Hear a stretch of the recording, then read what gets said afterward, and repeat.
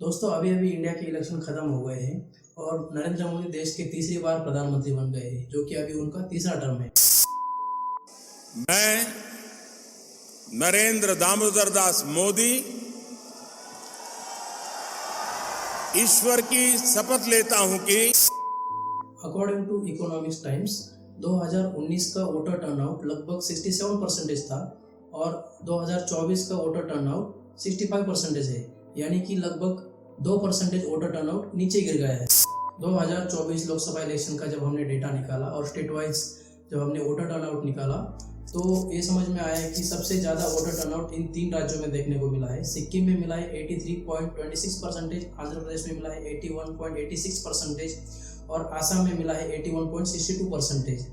और सबसे कम voter percentage देखने को मिला है बिहार में 56.19% और उत्तर प्रदेश में मिला है 56.99%, जबकि इन राज्यों के हिसाब से बहुत ही कम है। और स्टेट वाइज वोटर टर्नआउट आप इस चार्ट में देख सकते हो, आप चाहे तो पॉज करके पढ़ सकते हो।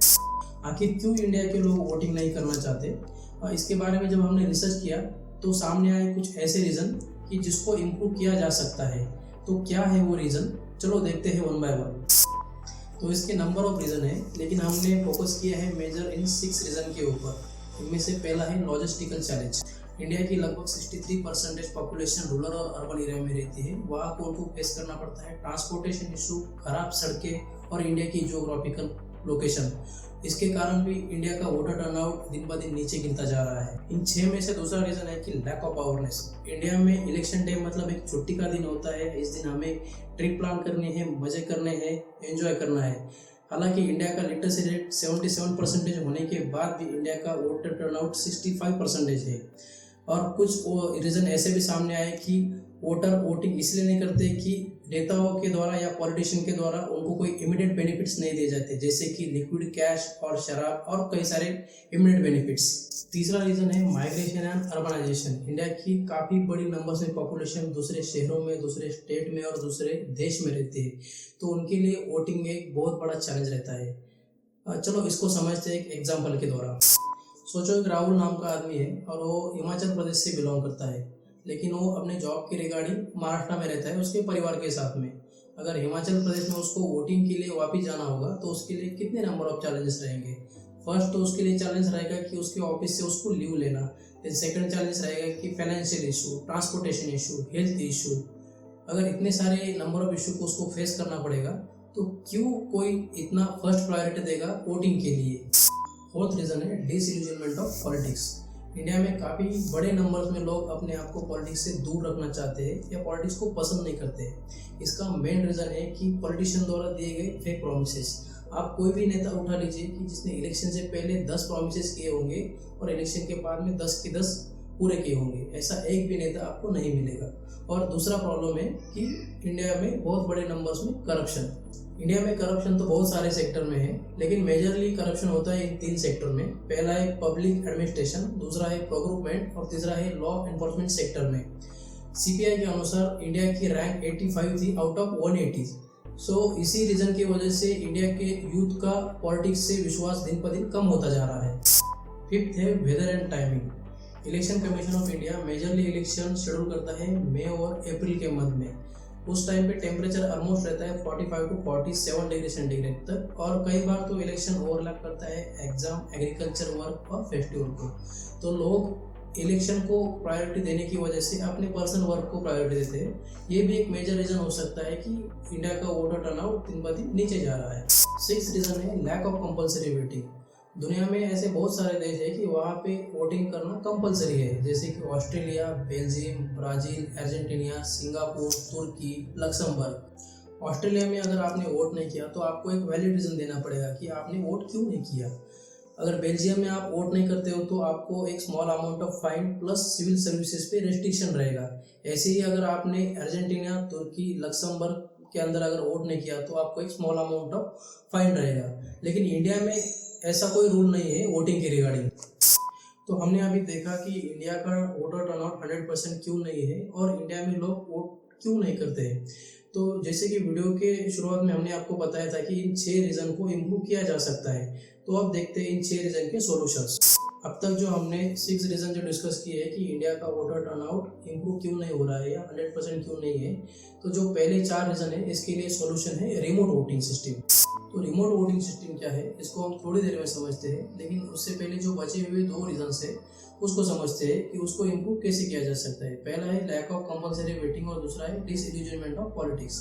लैक ऑफ कंपलसरी वेटिंग के लिए गवर्नमेंट को और इलेक्शन कमीशन ऑफ इंडिया को साथ में आके काम करना पड़ेगा।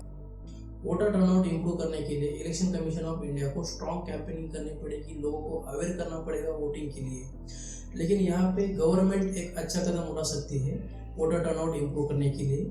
गवर्नमेंट यहाँ पे कुछ इंसेंटिव दे सकती है लोगों के लिए। इंसेंटिव मतलब मैं यहाँ पे लिक्विड कैश की बात नहीं कर रहा हूँ, मैं यहाँ पे बात कर रहा हूँ कि कुछ सर्विसेज में डिस्काउंट दिया जाए या इनकम टैक्स में कुछ छूट दी जाए या ऐसे कुछ कदम उठाए जाए जिसके कारण कि लोग वोटिंग के लिए अवेयर हो जाए। तो दोस्तों थोड़ी देर पहले हमने जो रिमोट वोटिंग सिस्टम की जो बात की थी, एक्चुअली वो है क्या? तो दोस्तों यूरोपियन यूनियन का एक छोटा सा देश है इस्टोनिया, वहाँ पे आई वोटिंग सिस्टम यानी कि इंटरनेट वोटिंग सिस्टम का इस्तेमाल किया जाता है। तो आपको थोड़ी बहुत आइडिया तो आई होगी कि इंटरनेट वोटिंग सिस्टम यानी कि आप इंटरनेट द्वारा इलेक्शन में वोटिंग कर सकते हैं, यानी कि इंटरनेट का यूज़ करके आप इलेक्शन में ऑनलाइन वोटिंग कर सकते हैं। इस्टोनिया में इंटरनेट वोटिंग कंसेप्ट इंट्रोड्यूस किया गया था साल 2005 में। इस्टोनिया में इंटरनेट वोटिंग के लिए एक सॉफ्टवेयर यूज़ किया जाता है, उसका नाम है आई वोटिंग सिस्टम। आई वोटिंग सिस्टम को एक प्राइवेट कंपनी मेंटेन करती है, उसका नाम साइबरनेटिका है और साइबरनेटिका क्लोजली वर्क करती है इस्टोनियन इलेक्शन कमीशन के साथ में। साइबरनेटिका मेनली ये 3 चीज़ों पे ज़्यादा फोकस करती है। पहला है एंड टू एंड एन्क्रिप्शन, दूसरा है टेम्पर एविडेंट लॉक, ये हेल्प करता है किसी अनऑथोराइज्ड चेंजेस डिटेक्ट करने के लिए, और तीसरा है वोटर वेरिफिएबिलिटी, ये अलाउ करता है कि वोटर को अपना वोट सही से रिकॉर्ड हुआ है कि नहीं ये चेक करने के लिए। तो ये इंटरनेट वोटिंग कैसे करते हैं? तो इसके लिए आपके पास एक स्मार्टफोन या कंप्यूटर होना जरूरी है with secure internet connection. Computer हो तो उसके अंदर एक एंटीवायरस होना जरूरी है। सिंपली आपको इंटरनेट से आई वोटिंग एप्लीकेशन डाउनलोड करना है, आईडी कार्ड या मोबाइल आईडी से आपको लॉगिन करना है, जो कि आपको इस्टोनियन इलेक्शन कमीशन देता है। लॉगिन के बाद में आपके सामने वो कैंडिडेट की लिस्ट आएगी, तो सिंपली आपको जो कैंडिडेट को वोट करना है उसके सामने वोट के सामने सिर्फ क्लिक करना है। क्लिक करने के बाद में सबमिट करना है। सबमिट करने के बाद आपका वोट आई वोटिंग सिस्टम के सिक्योर सर्वर में सेव किया जाएगा। वोटिंग के बाद में आप वेरीफाई कर सकते हैं कि आपका वोट सिक्योर किया गया है कि नहीं। उसके लिए आपको एक अलग एप्लीकेशन डाउनलोड करके आप अपना वोट वेरीफाई कर सकते हैं कि आपका वोट सिक्योरली वेरीफाई या सिक्योर किया गया है कि नहीं। आई वोटिंग सर्वर की की सिर्फ इस्टोनियन इलेक्शन के पास होती है और इस सर्वर से डेटा सभी कमेटी मेंबर के सामने निकाला जाता है वोटर काउंटिंग के लिए। आई वोटिंग प्रोसेस को क्लोजली मॉनिटर किया जाता है ऑडिटर और ऑब्जर्वर के द्वारा। इंटरनेट वोटिंग प्रोसेस स्टार्ट होता है इलेक्शन के 10 दिन पहले और आप 10 दिन से लेकर 6 दिन तक कभी भी वोट कर सकते हैं। एक बार वोट देने के बाद आप मल्टीपल टाइम आपका वोट चेंज कर सकते हैं 6 दिन तक, और उसके लिए आपका प्रीवियस वोट जो है वो डिलीट किया जाएगा ऑटोमेटिकली सिस्टम के अंदर।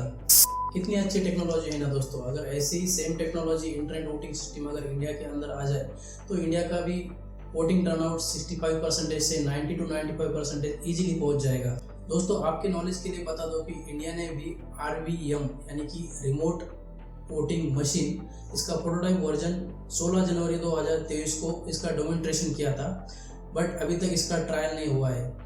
उम्मीद करते हैं दोस्तों कि आने वाले समय में इसका ट्रायल जल्दी हो जाए और इम्प्लीमेंटेशन भी जल्दी हो जाए, ताकि इंडिया का वोटर टर्नआउट हमें इम्प्रूव होता हुआ दिख जाए। उम्मीद करते हैं दोस्तों कि आपको ये वीडियो पसंद आया होगा। अगर पसंद आया तो चैनल को सब्सक्राइब करना ना भूलें। मिलते हैं नेक्स्ट वीडियो में, तब तक के लिए जय हिंद, वंदे मातरम।